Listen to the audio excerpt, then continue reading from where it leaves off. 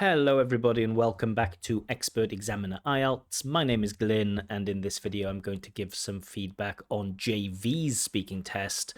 Remember, if you'd like to have your own free practice speaking test with feedback or an IELTS writing check, then join one of my groups. I'm on Facebook and Telegram, links in the description. Anyway, let's get into Javy's test. Good morning, my name is Glyn. Would you please tell me your full name? Yes, my full name is Javy. And what should I call you? You can just call me Javy. Okay, thank you, Javy. Now, in this first part of the test, I'm going to ask you some questions about yourself. Do you work or do you study? I'm study.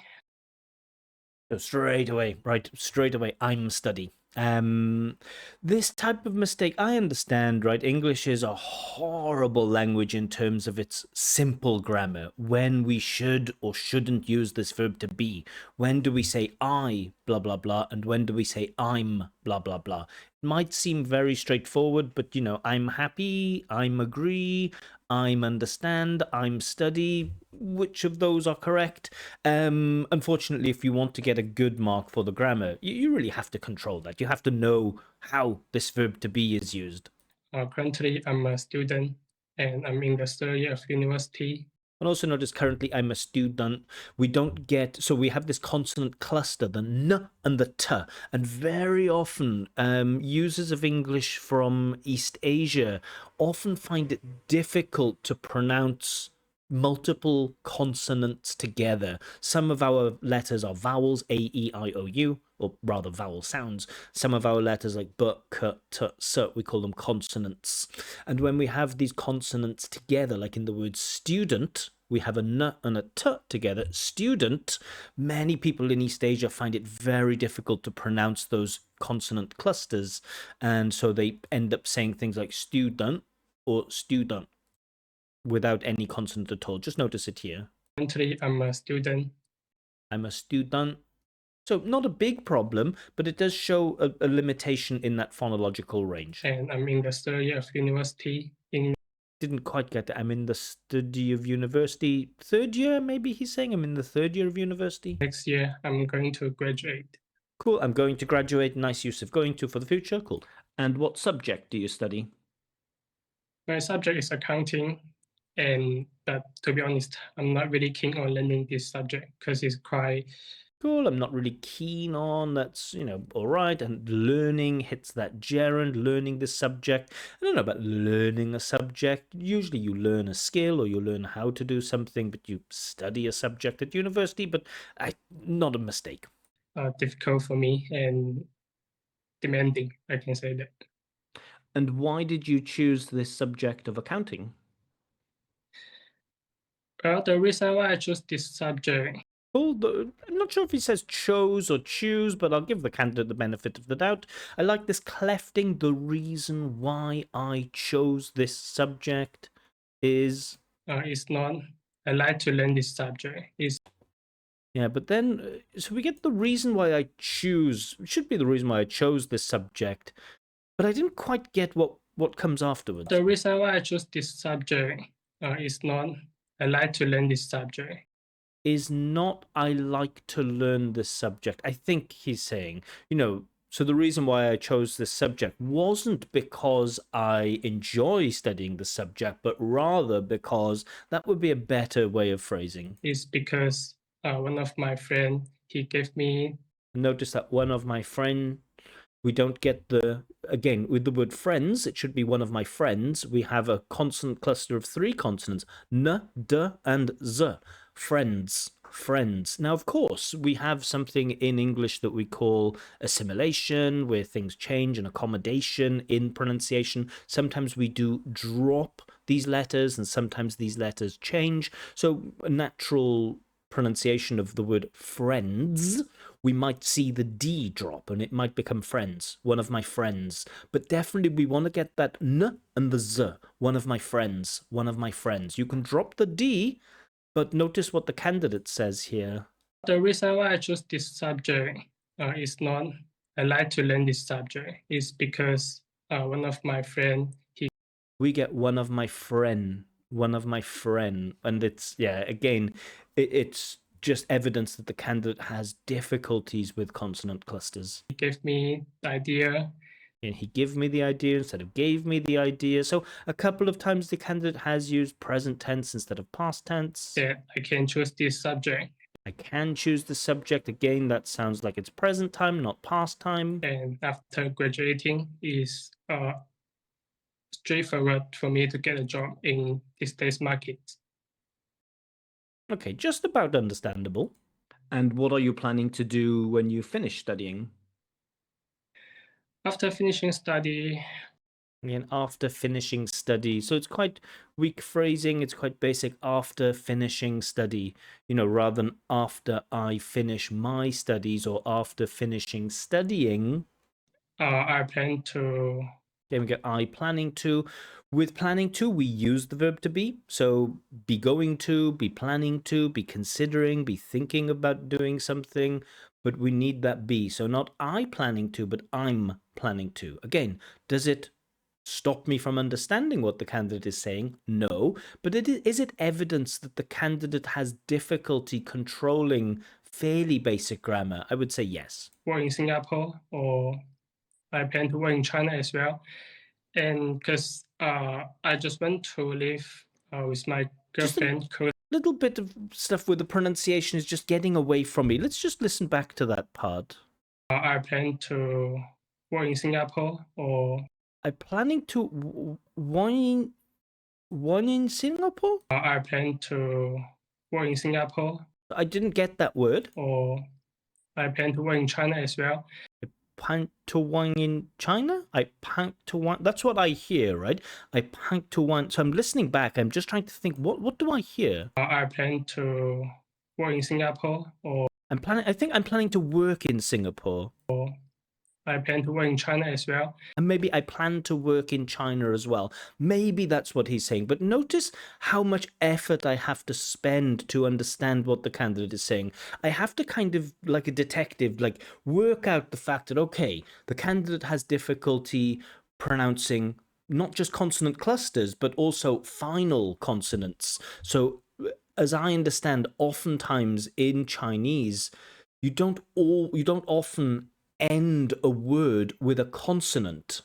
So when we have the word work in English, that k is important. And if you don't pronounce that k, the word gets away. I'm planning to work in China. Work in. That makes it very difficult, especially because in starts with a vowel sound. So we really want that workin. That k should join the word in. Work in China. I'm planning to work in China. Work in China. When we miss that k completely, it has the potential to create confusion. And that's why I had to listen back, twice just to understand what exactly he was saying. So I can't say that, this is easily understood by the listener.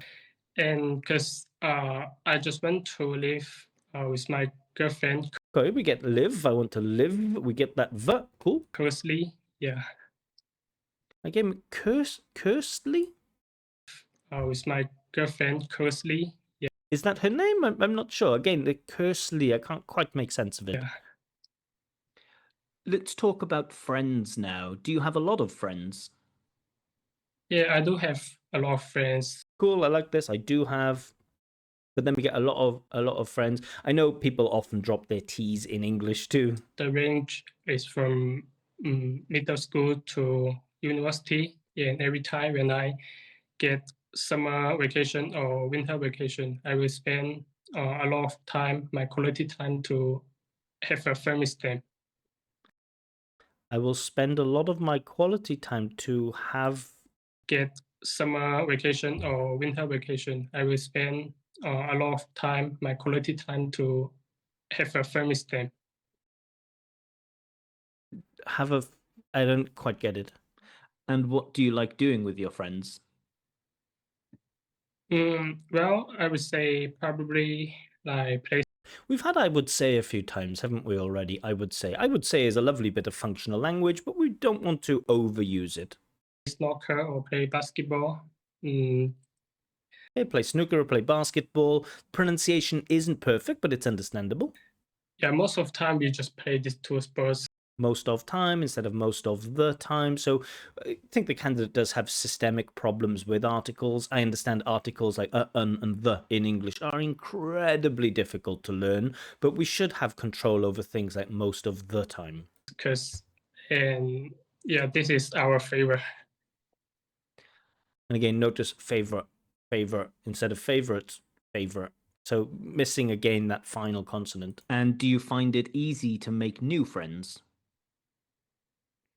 I will say no. Game get that I would say. I don't think it's easy to make a friend. Because if you want to make a real friend and you're gonna like spend your energy to talk with him or Okay, spend your energy to do something, her, fine. and also you need to be Need to be. So the candidate does make quite good use of these gerunds and infinitives like keen on learning or need to be. gentle, I can say that, because Gentle is a nice appropriate word here too. you cannot just cheat on your friend or say some fake things to your friend. And then again, we get the pronunciation. You just lose the listener a little bit. You cannot just cheat on your friend or You cannot just cheat on your friend. say some fake things to your friend. Say some fact things. It sounds like the candidate says a swear word here. You cannot just cheat on your friend or say some fake things to your friend. So again, the pronunciation, because of the pronunciation, the idea just becomes a bit unclear. And who was your best friend when you were in school? Well, I would say Miss Zhao is Game, get this, I would say. So now it's noticeable. Now it's in my head. It's like, okay, now I'm just hearing it in every answer. I would say, I would say, I would say. And that is evidence of maybe a bit of a lack of flexibility. We all have our own fingerprint language, words, phrases that we overuse time and time again. But yeah, we don't want to start every answer with I would say, I would say, I would say. my best friend when I am in school, and he's When I am school, when I in school, when I was in school, it should be. my best friend, and I met with him in middle school. I can say that until now we are still best friends. We have been being friends. We have been being friends. So there's an attempt at present perfect continuous there. I understand, right? The candidate has probably learned a grammar rule that says when we talk about how long we use present perfect continuous, like I have been living here for many years, or I have been working here for a few months, or I have been playing tennis since I was a child. And the candidate is trying to use that we have been being friends. Unfortunately, be is what we call a stative verb, and we tend not to put stative verbs in the continuous. So we usually just say like we've been friends for, just present perfect simple. Same with like I've liked it for, or I've known this person for a certain amount of time. Some verbs are not active in English and they don't go into the continuous. Be, know, believe, like, love, sometimes want, but yeah. So yeah, an attempt at a complex structure, but not quite there. Over almost like 6 years. Yeah, we always have fun together. Now let's talk about going on holiday. How often do you go on holiday? I would say maybe Game we get, I would say, 2 times 1 year. 2 times 1 year feels a bit basic. 2 times a year is fine, or 2 times in 1 year, fine. But 2 times 1 year, it's quite basic phrasing. And every single year we have like Love this every single year. That's really nice. Every single year, very natural. summer holiday, summer vacation, and winter vacation. And so in this vacation, I have quality time to go. language feels a little bit choppy like this, so there is a kind of a lack of stress timing, just a little bit robotic, a little bit staccato. But like I say, the candidate's pronunciation, there's some nice intonation in there sometimes. Sometimes it does become a bit staccato, a bit choppy like this. But the biggest problem with the candidate's pronunciation is that it's difficult, or at least the listener has to put in effort to make sense of everything the candidate says, or most things the candidate says. Holiday with my family or with my friends. Additionally, I can also enjoy. And even that word friends, again, it's coming out as friends now, missing the R. Instead of friends, the fr, which again is a consonant cluster, fr, friends. Candidate sounds more like friends, friends, friends, friends. Let's just listen. Or with my friends. My friends. So difficult to get that friends. Additionally, I can also enjoy it. Okay, a bit of additionally, which is a nice, like, conjunctive adverb, I guess. And Thank you. Yeah, so let's move to the next question. When did you last go on holiday? So again, we're checking past tense here. When did you last go on holiday? I would say just in Again, we get, I would say, this year, in this year. Okay, but maybe we'll get some verbs in past tense. May. At that time, I went to Singapore with Cool. I went to, nice. one of my best friends, and we had a lot of fun over We had a lot of fun. So hitting that past tense, good. there, and we visited plenty of famous attractions like Chinatown and like Little Indian, these famous places.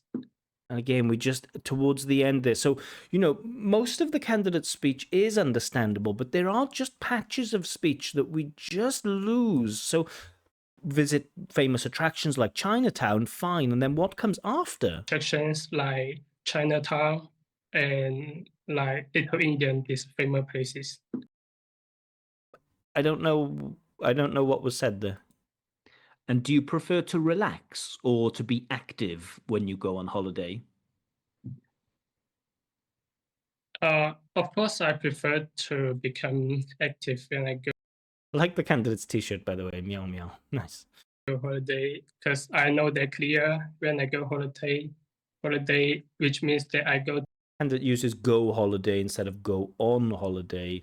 English being there is a term for it. We have systematic languages and we have forgotten the linguistic term for the type, for another categorization of English, but basically it's one of those languages that has lots of articles, lots of prepositions, lots of what we call functional words, or de-lexical or non-lexical words. So you have a lexical word like a phone or a dog or a hat or to run or to sleep, words which have a very clear meaning, and then we have words that only exist for grammatical purposes, like in, at, on, the, by, with.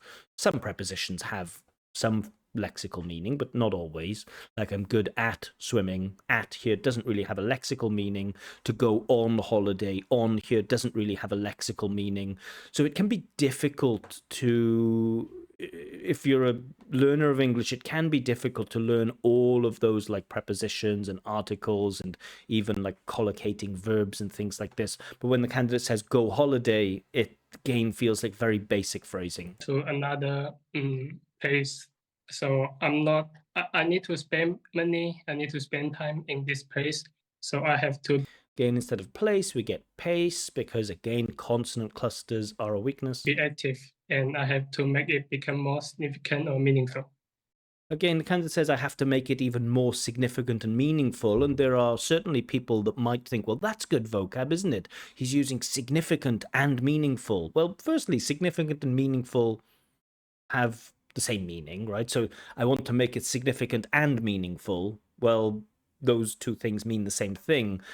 But there's no context here, and really anyone can learn the words significant and meaningful and use them in a sentence, right? What's your favorite sport? Oh, my favorite sport is football because I find it quite significant and meaningful. Or tell me about someone you get on with in your family. Oh, I really get on with my younger sister because our relationship is really significant and meaningful.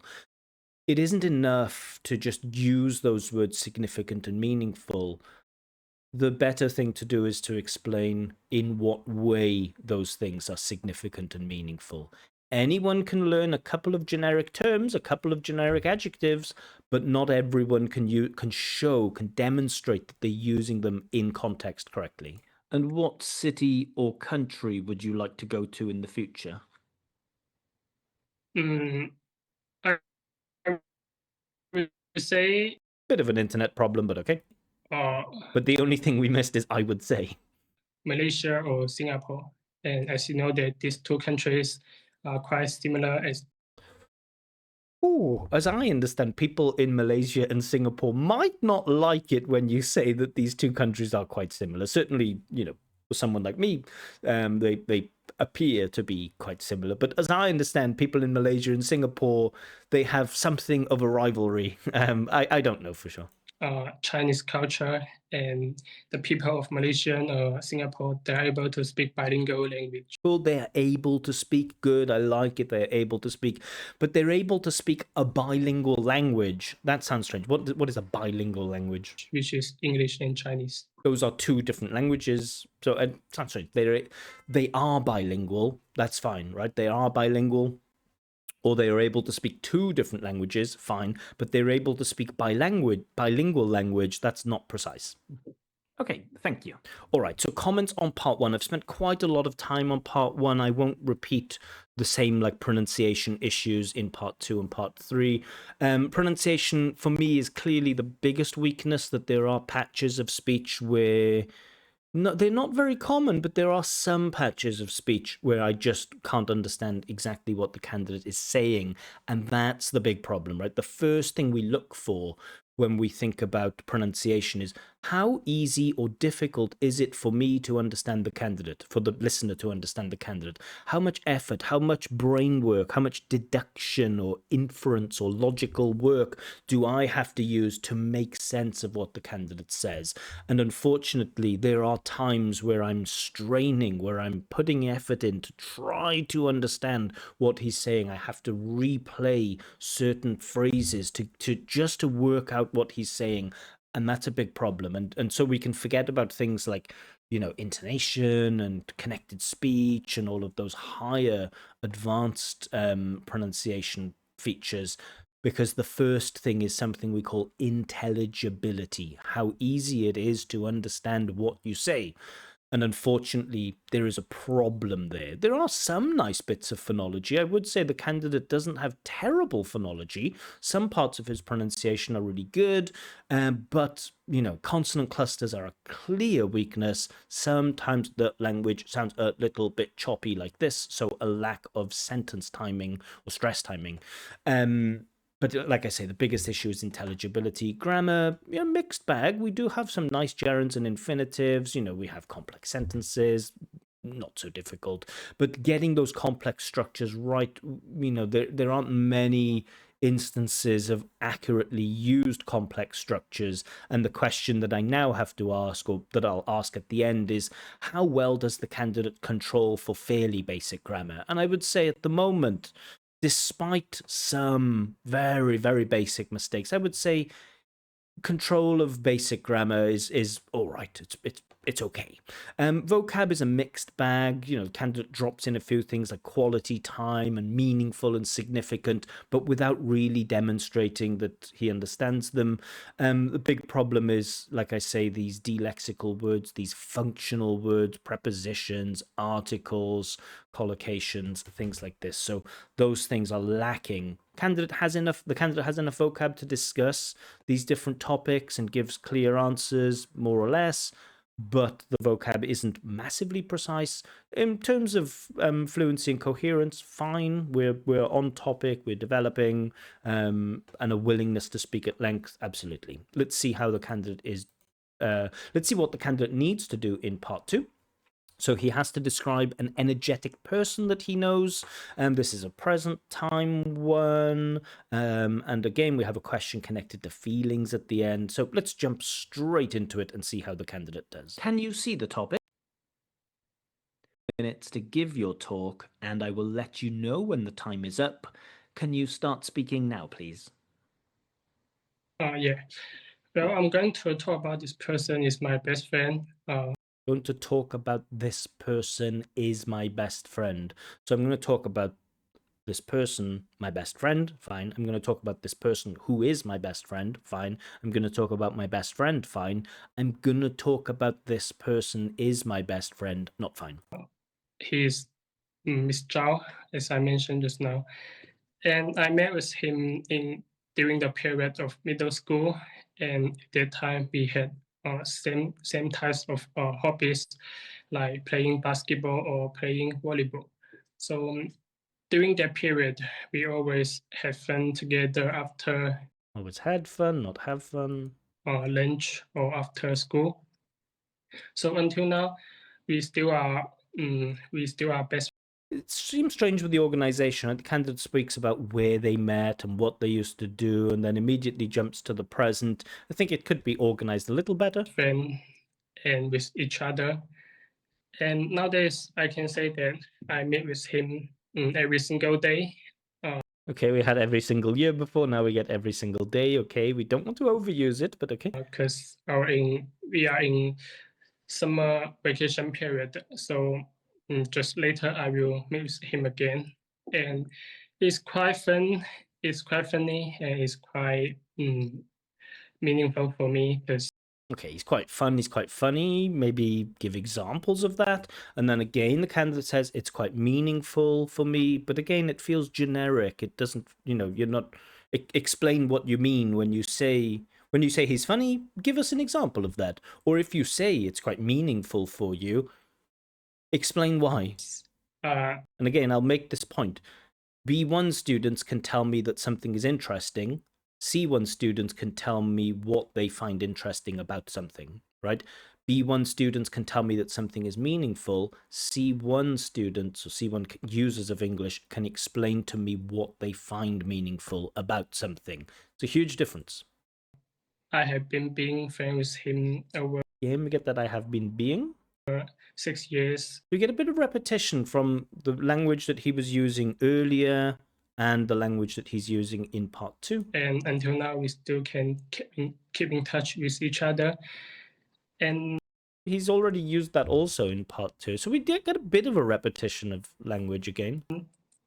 The reason why I does feel like the candidate's a little bit out of ideas here. feel he always... And it's the easiest thing to spot as an examiner in part 2. At which stage does the candidate kind of jump off the tracks, right? If you think of like part 2, your part 2 speech as a train on some railway tracks, after how long does the train leave the tracks? And usually with the B1 candidates, it's like 30 seconds because they just answer the questions and then they don't know what to say. The B2s kind of can go for about a minute and then they get a bit lost and they repeat their ideas or they go off topic or they speak about another energetic person they know. The C1s can stay on that track for the whole 2 minutes. They organize their talk well. They don't repeat their ideas. They never feel lost. Oh, generally don't feel lost. Injected is that in the process of having fun with him or playing something with him, he always very active. In the process of having fun with him, he always very active. And he's definitely a extrovert person. And just like when we play basketball, and I just want to play basketball carefully and seriously, but he always make me laugh.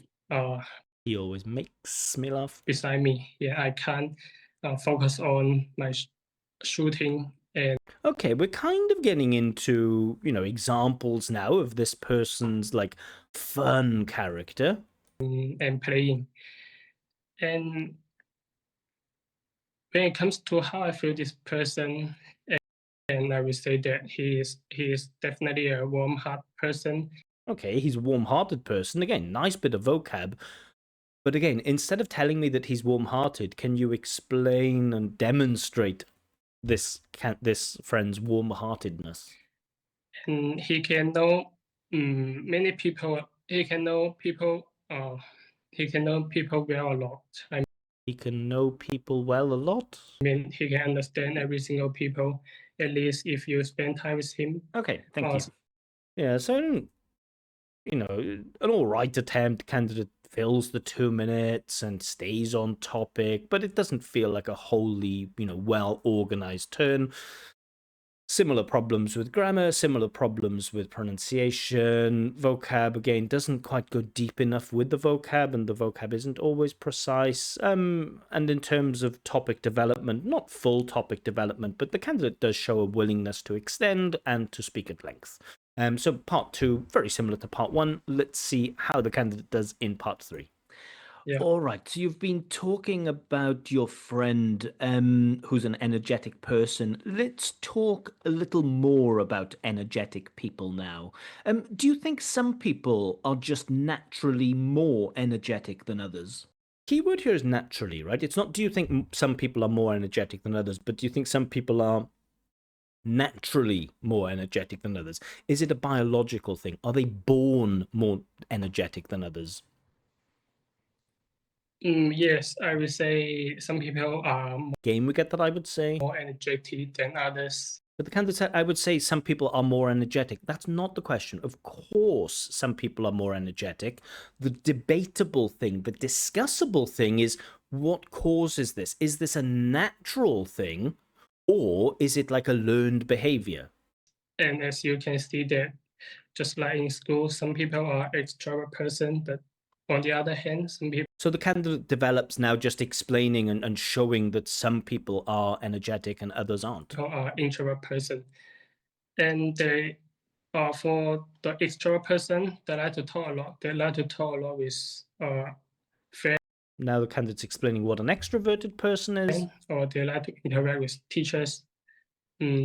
However, when it comes to the opposite side, and some introvert person just like to spend Now the candidate will explain what an introverted person is. I should probably interrupt here. quality time on themselves to improve themselves. But it doesn't really get at the heart of the question, right? Are some people just naturally more energetic? We didn't really get an answer to that question. Why do some people dislike people who are too energetic? I think this is quite interesting question because for those people, they feel like this guy, why you like to talk a lot? Why you always like to talk about everything? And Pronunciation is slightly difficult to follow, but I think we are answering the question here. sometimes I just want to stay in calm or have some normal conversation with you, but you always talk a lot. You always talk something that I like this answer. are not important, and it's quite affect people mood. Candidate does use like first person here where he like gets in, why are you talking a lot? Like think from the perspective, giving the answer from the perspective of the person who's annoyed. Of course, in part 3, we want to use language, like othering language, talking about they, them, they think that those people are. But candidate jumps into this first person stuff. I mean, it's okay. Now, some people say that young people today don't have enough energy. What do you think? I will say I will Yeah, we got, I would say. totally agree this statement. And What was the answer here? Don't have enough energy. What do you think? I will say I will totally agree this statement. I would say I will totally agree this statement. And again, we should have agree with this statement. So again, showing this lack of collocation. You really, to get band 7 in vocab, you have to show an awareness of collocation, like agree with, or be good at, or be interested in, or to take a photo, or to make your bed, or to do housework. Candidate doesn't really, or to go on holiday. The candidate really shows a lack of awareness of collocation, in my opinion, in this test. And especially for China, these days, a lot of Chinese people have a lot of pressure in terms of working or stuff. Okay, so the candidate agrees with this. Young people or children have a lack of energy. Candidate says, yeah, it's true, especially in China where people have a lot of work. Study or finding a partner. And just like some graduates, they just graduate from university and they have to get a job as soon as possible. Okay, but how is this connected to a lack of energy? And after they get a job, they need to work a lot, and they need to work from morning to There's underlying coherence. I can understand, right, that if you have to work a lot, then you don't have enough energy to do other things. But you need to tell me that. evening is like 996 So in China. so I decide to interrupt because I don't feel like we're getting towards that thing of energy. Can we fix this problem then of young people not having enough energy? Horrible question, isn't it? How can we fix this problem of young people having enough energy? I don't know. Who knows? Well, I think this is a big deal problem, and this problem is about the government. This problem is about, Sorry, I had a bit of background noise there. and they need to work from morning to evening is like 996 in So China. how can we fix this problem then of young people not having enough energy? Well, I think this is a big deal problem, and this Big deal problem sounds strange. It's a big deal, it's a big problem, but a big deal problem. problem is about the government. This problem is about, Yeah, if in doubt, right, it's the government's problem. Like they should solve it. It's, it's a good answer to many questions. Like, what can we do to solve this? Oh, I think the government should do something. It's yeah. the government policy, and But you have to explain what the government can do. as you know that a lot of people want to work in government sectors, and Again, a lot of people want to work in government sectors. We're not offering a solution to the problem of young people not having energy. so yeah, that's why they feel very like tired or exhausted, And another kind of says that's why they feel exhausted. But this question is, what is the solution to the problem? and or less energetic because they just have a one goal. They need to achieve this goal. If they haven't achieved this goal, Okay, they just thank feel. you. So again, I have to interrupt because we're just not on topic. So we've spoken about energetic people. Let's talk about some other personality types now. What characteristics or personality traits are often seen as the most positive? Being loyal, being enthusiastic, being active, being kind, being polite, being hardworking. Sorry, could you repeat again? And just a small point here: if you didn't understand the question because of the wording, it's better not to ask the examiner just to repeat the question. In part 3, the examiner has the freedom to be a bit more independent, and so if you the problem is you didn't understand the word personality trait or characteristic, you can ask the examiner, can you explain what you mean by that? And that might help you with the discussion. In part 1, examiners can only repeat, but in part 3 it's supposed to be a discussion, so you can ask them to explain. Characteristics or personality traits are seen as the most positive. But the candidate asked me to repeat, so I repeated. I would say like Again, this I would say it's just everywhere. active person or Okay, being active, cool. Can you explain why? outstanding Why is it seen as positive? outgoing person, or Okay, being outgoing, fine. Why is being outgoing seen as positive? someone who always makes laugh with for each other. Okay, a humorous person or a funny person, why is being funny or humorous seen as being a good quality? And for those kind of people, they are quite positive. They're positive, but why is it seen as positive? Why is it considered good when a person is active or talkative or outgoing or humorous?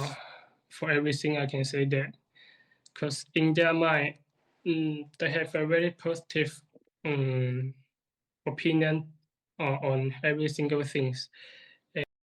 Really, outgoing people have a positive opinion on every single thing? I don't think so. And every single, I liked it the first time you used it, and the second time you used it, I thought, okay, and the third time you used it, I thought, okay, I've heard it too many times, and now the fourth time you used it, every single, it's like, okay, you're overusing it. And they don't want to feel sad as well. They don't want to feel sad. This isn't an answer to the question. I mean, you have answered the question, what characteristics are seen as positive, but you haven't developed by explaining why those things are seen as positive. To say, because they know that it just will affect their mood or their healthy. So yeah, they want to be more energetic or more positive, and they will always take these things. They will think this thing is just a part of their life. Yeah, they will Thank accept it. you. And what factors determine a person's personality? So maybe it's the type of parenting you had. Maybe it's whether your family was rich or poor. Maybe it's all about the education that you have in school. Or maybe it's about the friends that you have. Maybe it's genetics. Maybe it's your order in the family, like if you're an oldest child or a youngest child. This is there are a couple of factors that will affect people personality. Affect people personality. The phrasing is simple, too simplistic. People's personalities. Just like our genetic and Yeah, okay. A candidate's reaching for genetics. Fine. But can also the candidate now explain the link between genetics and personality? something And you don't need to be a scientist to do that. You can speak about it in a simple way, like, oh, there are some scientists who believe, for example, that like aggression is something that's in the genes, and some studies suggest that it doesn't matter what type of parenting you have or what type of school you go to, that you just have this type of gene and you are maybe a little bit more likely to be a bit more aggressive. So genetics could play a part. depends in their life maybe, or some friends, some of their friends also will affect their personality. Okay, we Sometimes get to friends and genetics. Okay, we do get, clear answer here. if even though you are And we get an even though, very nice. introvert person, but after that you get a very talkative or positive friend.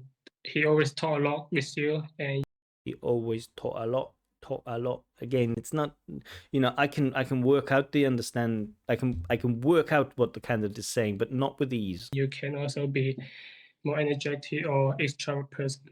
Okay, thank you. And notice the way the candidate says like extrovert, and an extrovert could be a noun. We don't need to use extrovert person, but it just feels like it's a little bit rushed. Very talkative or positive friend. He always talk a lot with you, and you can also be more energetic or extrovert person. Extrovert person, extrovert person, extrovert person. It's like just slow down and be a bit more precise and a bit more intentional with your pronunciation. It feels like your pronunciation is a little bit too rushed, like your muscles are just a little bit lazy and a little bit speaking like this. And sometimes, if we have some difficulties with our pronunciation, if we feel like other people don't understand what we are saying, then sometimes speaking in this exaggerated, deliberate, intentional, slower way can make our speech more understandable. Okay, thank you. That is the end of the test. All right, so let's get into some marks for this. I'm just going to show you the band descriptors and the scores that I'm going to give. I don't think it's a very difficult one to mark. I'm looking at fluency and coherence. I think there is enough in there to award the 6. I just want to check the 6 and see exactly what it says before I make that decision. Able to keep going, yes. Demonstrates a willingness to produce long turns, yes. Coherence may be lost at times as a result of hesitation, yes. At times, a range of spoken discourse markers, yes. We get even though, additionally, things like this. So yeah, I think 6 is fair. We don't get 7 because let's have a look. Let's just explain the reason why we don't have 7. So readily produce long turns without noticeable effort. I wouldn't say it's without noticeable effort, but maybe there's just a bit of effort. Yeah. Some hesitation, often mid-sentence, fine, will not affect coherence. For me, there is a clear loss of coherence at times as a result of the fluency. So yeah, I'm awarding the 6 for this. It's certainly better than 5. I don't think the candidate relies on slow speech to keep going. So I think 6 is probably fair for fluency and coherence. So we're going to award the 6 for this one. Now, looking at vocab, it's for me, it's definitely not 7, probably 6. So why isn't it 7? Well, because of something we call style and collocation, an awareness of style and collocation. The candidate simply doesn't have that. Go, holiday, agree this statement, misses a lot of those little prepositions. But, sufficient to discuss topics at length? Probably. Doesn't go into enough detail. Vocabulary use may be inappropriate. Meaning is clear. Generally, the meaning of the vocabulary is clear. Generally able to paraphrase successfully. I don't think the candidate's paraphrasing skills are amazing, but I think there is enough in there for the 6. So for me, with vocab, I'm going to go with 6. So, getting to the next part, which is grammar. I'm between 6 and 5 on this. Probably it's going to be 5. Let's have a look at 6. Produces a mix of short and complex sentence forms. Okay, sentence forms, we're fine. A variety of structures. Now, there is an attempt at using complex structures. Errors frequently occur in complex sentence structures. Fine. Rarely impede communication. Maybe. So I'm putting a maybe for the band 6. And what I'll do now is look at band 5 and see if there's something that jumps out and says, ooh, that is a better description. And there is. And that's this one. Basic sentence forms are fairly well controlled for accuracy. Well, for me, I'm like 70% yes, 30% no, because we do make a lot of mistakes with basic sentence forms, right? Where should we or shouldn't we use the verb to be? Should we or shouldn't we have a preposition here? Or is this present time or is this past time? And for those, I don't know, but we do get some good infinitives and gerunds, so I would say 70% yes, 30% no. And because this one is, kind of debatable, I don't feel comfortable using the 6. So 5 says complex structures are attempted, have been being, but these are limited in range, nearly always contain errors, and may lead to the need for reformulation. I feel like that is probably a better description of the candidate's grammar, so I'm awarding 5 for this grammar. Pronunciation is certainly not going to be at the 6 for one reason, right? So use a range of phonological features, yes. Chunking is generally appropriate. Generally, maybe. Rhythm may be affected by lack of stress timing, absolutely. Some effective use of intonation, yes. Stress, not quite so much. Individual words or phonemes may be mispronounced, but this causes only occasional lack of clarity. That is not true for this candidate. The mispronunciation of individual words and phonemes causes regular lack of clarity and can generally be understood without much effort. I would say no. There is like noticeable effort on the part of the listener to work out the candidate's pronunciation. So of course we know that band 5 is a mix in pronunciation. Band 5 is a mix of band 6 and band 4. So we just want to make sure that we have all of the positive features of 4, absolutely. But notice this.